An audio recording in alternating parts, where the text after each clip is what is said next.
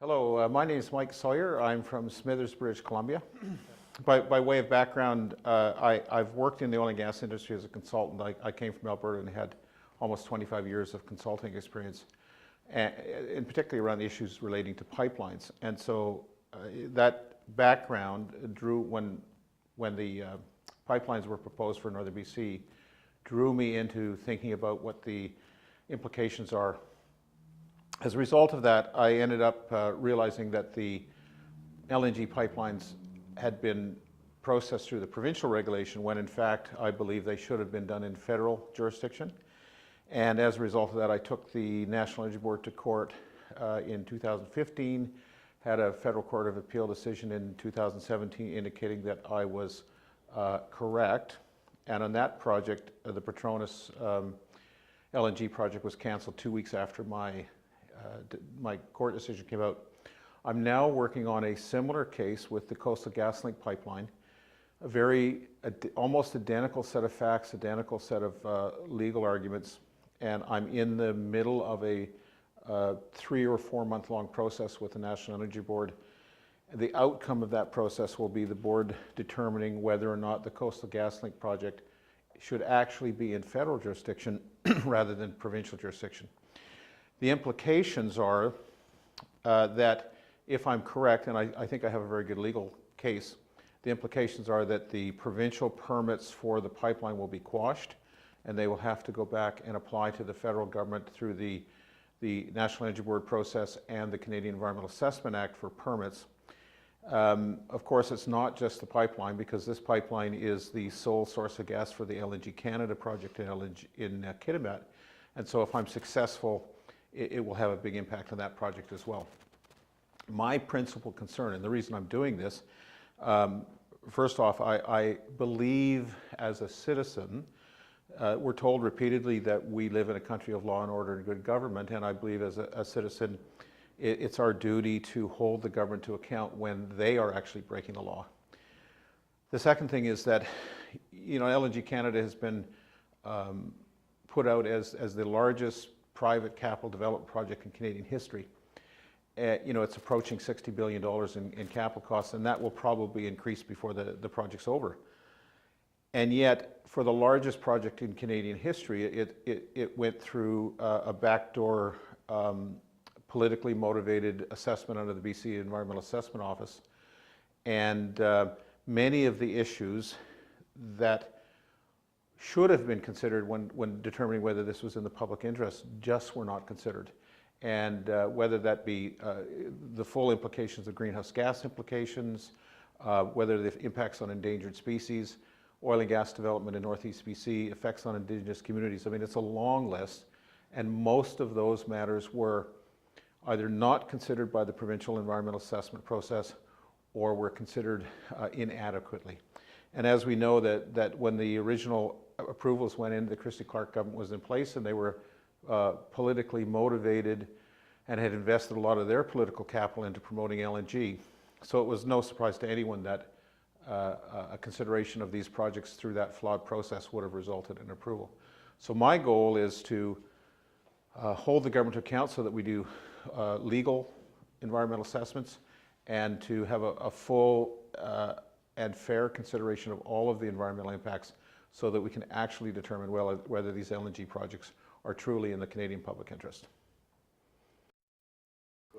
My name is Keith Wytton. I'm with the Barkley Sound Alliance in Bamfield, BC. And we are living in the Barkley Sound. It's a beautiful area, very blessed, a very abundant area. It's been recognized all over the world for its biological significance.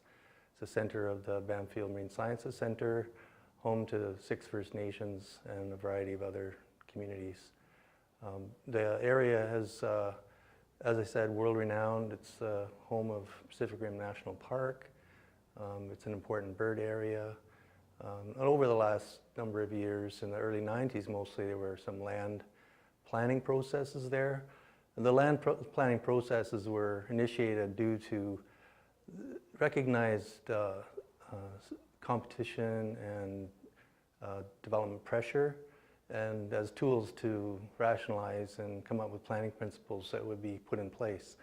And the main outcome of that process through the Barkley Sound planning strategy and the Vancouver Island land use plan was that natural places should stay natural, and that large-scale industrial projects should be centered in existing industrial areas, mainly in Port Alberni area. So it was in that context that in 2014, Steelhead LNG proposed to build an LNG plant in Sarita Bay, about 10 kilometers northeast of Bamfield, the community of Bamfield. And it was a very provocative act for many people in the area. They partner with the First Nation there and have developed a plan which is quite enormous in its scale. It's 24 million tons a year of export, in total about $30 billion of capital required, plus including the pipeline, a 1,000-kilometer pipeline from the northeast. So the supply coming from the northeast is from frack gas. The pipeline will traverse many pristine and undeveloped areas through the coastal mountains, come down across the Georgia Strait onto Vancouver Island, and then out to Sarita Bay. So it's a large-scale project. It would equal similar to the LNG Canada project in its scale and scope as a large mega project. There are many environmental impacts from such a project. They've been characterized in the Steelhead's application to the Environmental Assessment Agency, the CEA, the Canadian Environmental Assessment Agency. Their project description basically lays out some of the risks that will have to be considered. And the risks include permanent damage to fish habitat, permanent damage to the southern resident killer whale, and other Sarah-listed species. So there's been a reaction to this, and you know, the overall impact of the project is has a footprint of a site, has shipping impacts, has a flare stack that's 400 feet high, it'll be visible from 26 miles away. And the flaring events, although the proponent says that flaring only occurs not during normal operations, but in any project like that, normal operations are interrupted by regular interruptions, startup, shutdown, maintenance, upsets, unforeseen events. And during those situations, they have to flare to release the gas. Also, there's a gas processing facility to take care of some of the impurities in the gas that can't be refrigerated. They won't remain in LNG, or they can't be in there. Mercury, benzene, and other hydrocarbons. And those would be probably flared, or if they weren't flared, they'd be collected, and then there would be another management issue, what to do with those components. The shipping impacts will be significant. They're talking about 1 ship a day, export, when they're at full scale, 1 ship a day, 1 cargo leaving the area, and that means also 1 ship empty coming in.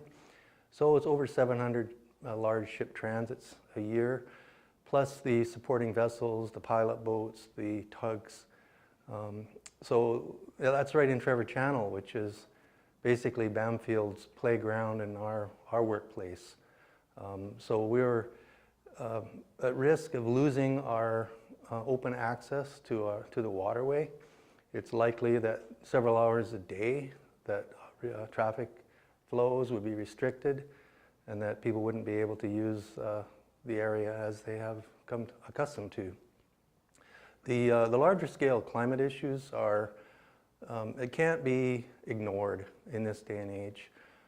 We've had signals from the Intergovernmental Panel on Climate Change that we have really 12 years before we have to peak our emissions in 12 years. That means by 2030, we have to start declining our carbon emissions. This project is a 25-year project. It will put the attainment of Canada's and BC's climate goals out of reach, especially if it happens alongside the LNG Canada project.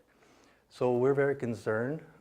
There are local impacts, regional impacts. The pipeline goes all the way up to the fracking fields and all the issues around that. And so there is a resistance all the way from the northeast, all the way down through that area into the Banfield area. And we are seeking support, and we just encourage people to check out Barkley Sound Alliance. Our website is www.barkleysoundalliance.com, and there's lots of information on there to back up what we're doing. And there's also a declaration on our website. We're asking people to sign that declaration and make the commitment to keep Barkley Sound free, keep Barkley Sound a natural place. Thank you. My name is Gitxsan, Flying Frog from Wilps Luutkudziiwus of the Gitxsan Nation. My English name is Richard Wright.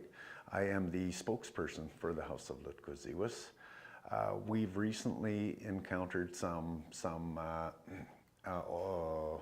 disputes with the provincial and federal government in regards to pipelines and terminal sites.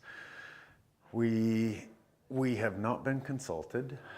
The government likes to rely on government-funded sources and recognized sources. They overlook the hereditary systems. Our hereditary systems have been in place for thousands and thousands of years, where the government likes to go to their funded recognized sources, which are imposed systems, which are typically band offices or treaty societies. Band offices are a branch of the federal government. They administer programs and services on behalf of the federal government. Treaty organizations do not have the rights and title of the Indigenous people, and a lot of circumstances do not have a mandate to represent, as in ours. Therefore, the government is trying to make deals with the wrong people and claim that they are consulting the appropriate Indigenous groups. We have not been consulted. We've brought litigation forth against Petronas. We have an agreement in place with the terminal site that was slated to go on Lilu Island, and the Prince Rupert gas transmission pipeline was also approved and slated to cross Wilps Luutkudziiwus's Madii Lii territory for 32 kilometers. At that time, we decided enough was enough with their approvals. Not only did we take them to court, we established a permanent gate and we built a permanent camp there. We kicked off the surveyors off the land, and they have not been back. We're coming up to the 5-year mark, and now the Prince Rupert gas transmission is applying for certificate renewal of their approval on the pipeline and terminal site. Number one, we have not been consulted. Number two, we have entered into litigation, and we do have an agreement in place that they will not sell, trade, or find new investors.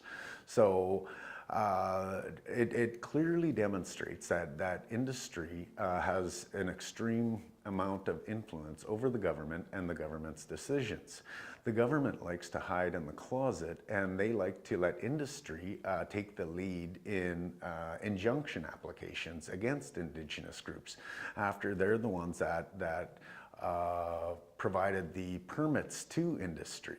So they stay in the background. After they provide the permits, they rely on industry to do the dirty work on their behalf, so they can act like they have clean hands. That's certainly not the case, and we are noticing this happening from nation to nation. This is not an isolated incident. This is pretty much an everyday occurrence now, especially with the LNG sector. The government has adopted UNDRIP. They are making efforts supposedly to implement UNDRIP. British Columbia has announced that British Columbia is going to be the first province to implement UNDRIP. And there are hardly any treaties settled in British Columbia. That is going to be an extreme challenge. So Wilps Luutkudziiwus does not see a change in the behavior of the provincial government or the federal government, regardless of all their reconciliation announcements. And we are certainly going to be positioning both the federal government and the provincial government to act upon all the commitments that they're making with regards to Indigenous groups. We fully intend on filing a title action this summer, and we are looking at additional actions to take the Prince Rupert Gas Transmission, TransCanada, to court because they are trying to revive the Prince Rupert Gas Transmission pipeline and the terminal site that is going to Lilu Island. It's a $40 billion project, but the provincial government has not, they have a fiduciary obligation to uphold. They don't even attempt to uphold their own laws, and industry gets caught in the middle at that point. And the government likes to pass the buck and try to get industry to carry out consultation, where industry does not have an obligation to fulfill those fiduciary obligations. Therefore, we are going to be pushing hard and pushing back on the provincial government, their permitting processes, and their commitments to Indigenous groups this summer.